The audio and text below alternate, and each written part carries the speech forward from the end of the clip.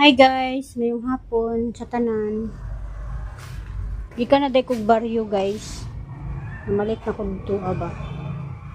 Dili akong ipamalit guys.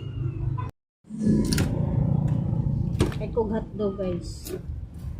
Yung isa is longganisa. Tapos nagpay ko fish pang prito.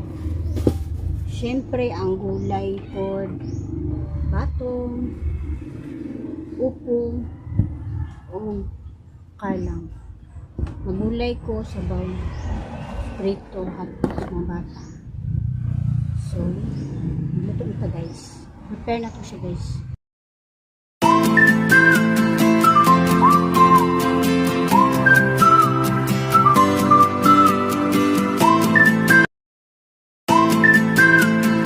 Ito na ta guys. Isda o gulay. Giset aside na nako sa lamisa ang hotdog guys kay naluto naman. Kuan na siyang fish guys. Budboron. Ito lang nato siya.